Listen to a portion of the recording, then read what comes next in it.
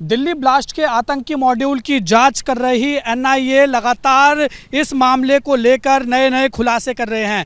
अब इसी कड़ी में एनआईए के द्वारा एक नया खुलासा किया गया है डॉक्टर मुजम्मिल को लेकर। ये वही वाइट कॉलर आतंकी डॉक्टर मुजम्मिल है जिसने विस्फोटक इकट्ठा करने के लिए कमरे अलग अलग जगह पर किराए पर लिए थे।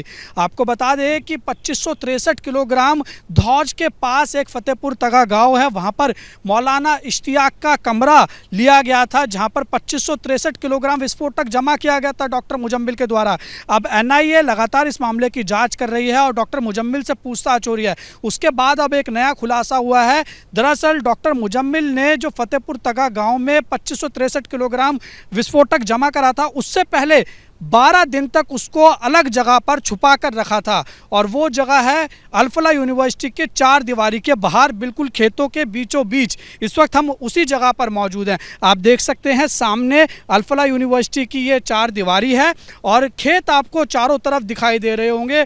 और इसी के अंदर जो आतंकी वाइट कॉलर आतंकी है डॉक्टर मुजम्मिल, उसने 2563 किलोग्राम विस्फोटक जो जमा करा था अलग अलग कट्टों में, उसको फतेहपुर तगा से पहले ये जो आप कमरा देख रहे हैं ये पूरा कच्चा बना हुआ है।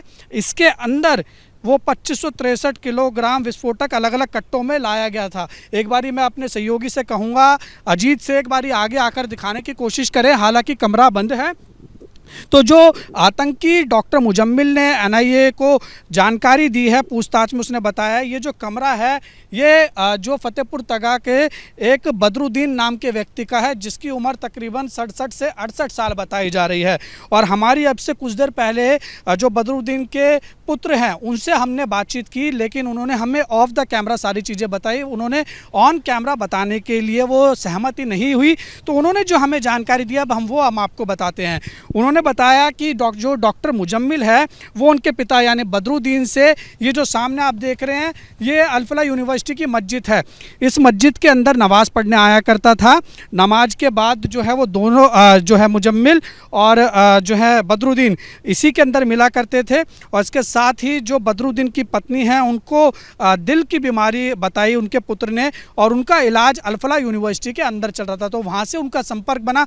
उसके बाद मुजम्मिल ने एक दिन उनके पिता से यानी बदरुद्दीन से इस कमरे की चाबी मांगी। उन्होंने कहा कि मैं अपनी खाद इसमें रखूँगा तो कुछ दिनों के लिए मेरे को कमरा किराए पर दे दें।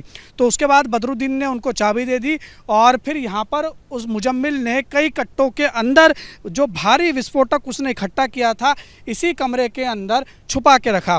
फिर उसके बाद बदरुद्दीन ने ये कहा जो मुजम्मिल को कि ये जो कमरा है ये पीछे से टूटा हुआ है, तो इसलिए अपना जो सामान है वो कीमती सामान अगर उसने कुछ भी रखा है, जो खाद है, अगर वो चोरी हो जाए तो वो कौन वापस देगा। तो इसलिए मुजम्मिल को बोला कि अपना सामान यहाँ से लेकर वापस जाएं, क्योंकि आप इस कमरे की हालत देख सकते हैं, पूरा कच्ची ईंटों से ये बना हुआ है।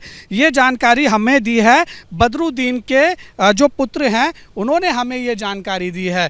और इस खेत के अंदर आप अभी भी देखेंगे, दूर में आप एक बार सहयोगी से कहूँगा दिखाने की कोशिश करें, वो सामने खड़े हैं, वही बदरुद्दीन के पुत्र हैं। तो उन्होंने हमें मोटी मोटी जो जानकारी दी है वो हमने आपको बताई है। उसके बाद उनका कहना है कि आज से तकरीबन 7 से 8 दिन पहले दिल्ली क्राइम ब्रांच की टीम यहाँ पर आती है, उनके पिता को कॉल करके बुलाया जाता है, फिर उनसे सारी जानकारी ली जाती है और उनका बोला जाता है कि अगर ज़रूरत पड़ती है तो उनको आने वाले समय में पूछताछ के लिए बुलाया जाता है, उसके बाद उनको छोड़ दिया जाता है।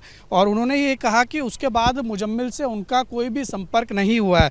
तो यानी ये जो वाइट कॉलर आतंकी मॉड्यूल है इसकी परत दर परत लगातार अब खुलती जा रही है। नए नए खुलासे इसमें एनआईए के द्वारा किए जा रहे हैं, क्योंकि इस पूरे जाँच की जो जिम्मेदारी है वो एनआईए को दे दी गई है। और इसी कड़ी में एक खुलासा हुआ है जो कि ये है कि फतेहपुर तगा से पहले वो जो भारी विस्फोटक था मुजम्मिल ने, वाइट कॉलर आतंकी ने इस कमरे के अंदर जो कि अल-फलाह यूनिवर्सिटी की 4 दीवारी के बाहर खेतों के बीचों बीच रखा था ताकि किसी को भी उन पर शक ना हो।